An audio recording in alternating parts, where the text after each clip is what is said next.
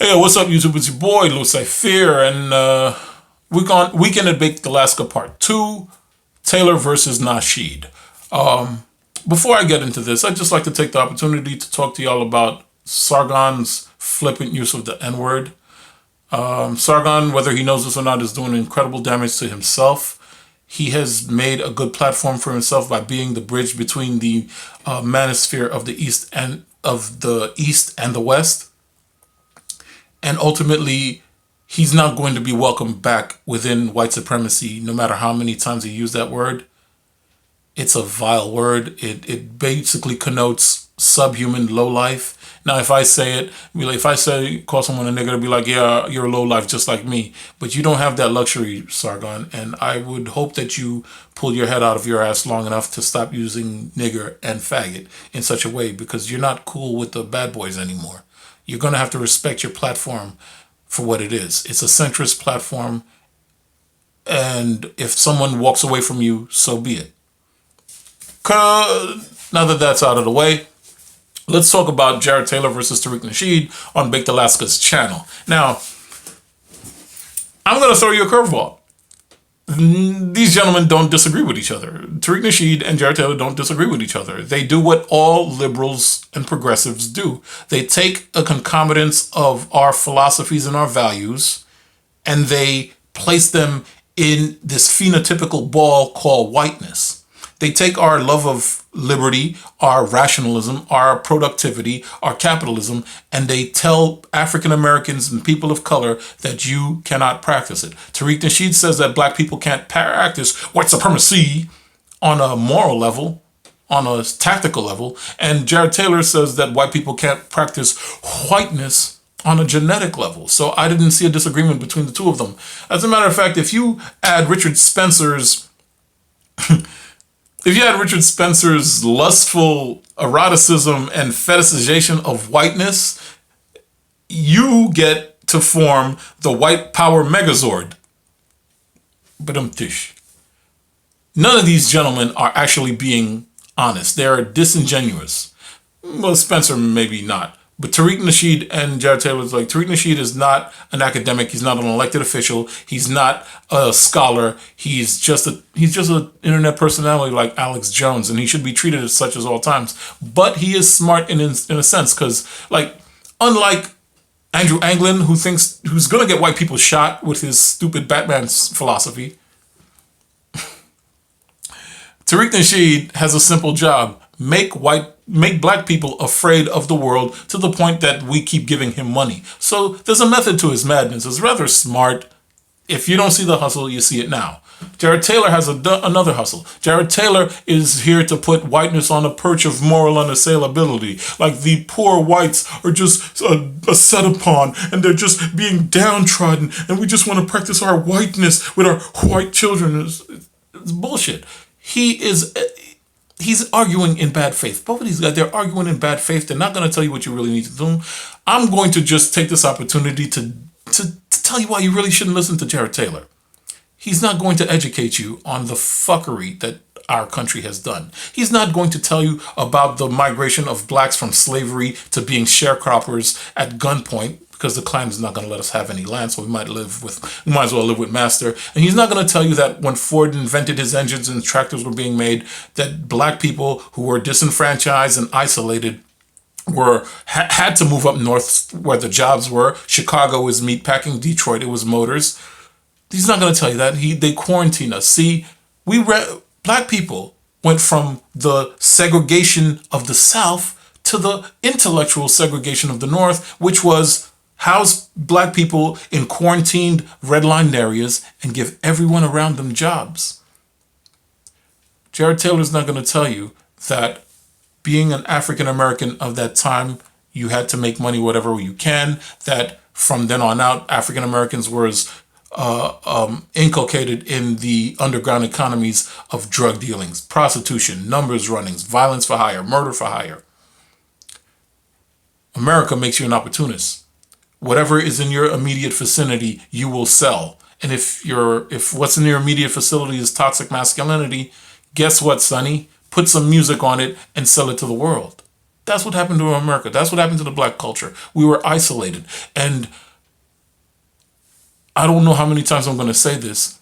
You guys are going to have to exercise the labor of filling in the blanks. You're going to have to find out all the dirty shit that this country has done against African Americans, including Homesteader Acts, including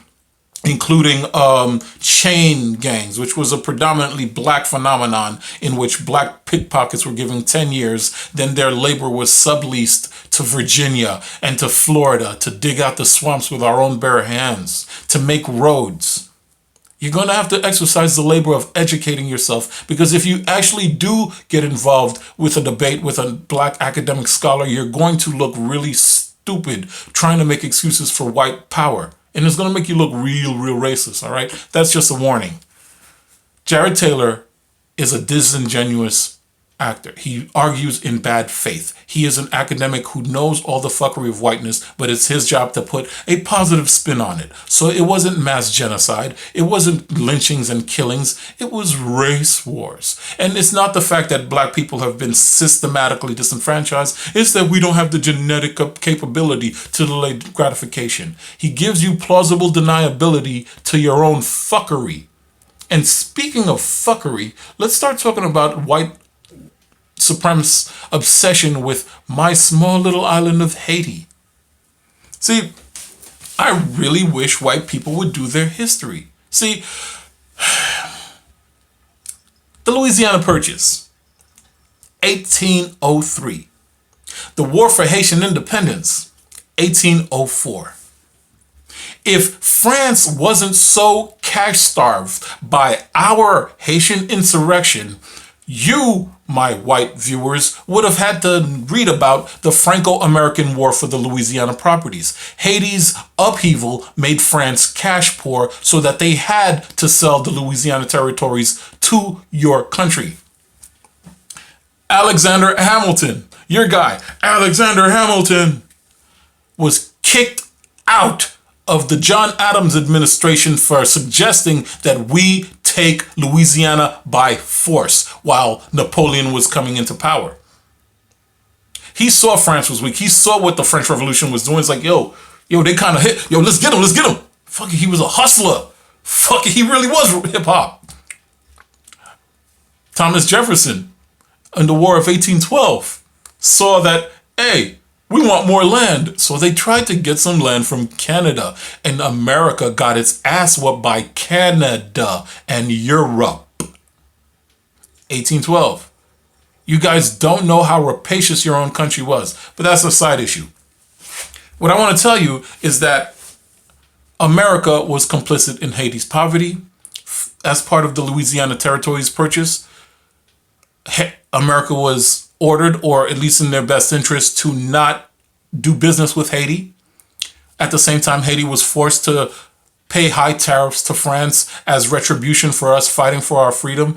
And for a country who loves the notion of freedom so much, I don't know why I keep hearing these whining stories about those poor, downtrodden, genocidal slave masters who were killed by the slaves that they were raping. Oh, poor them. There's a reason why you guys want Haiti to be the boogeyman. Not just because Haitians killed Americans.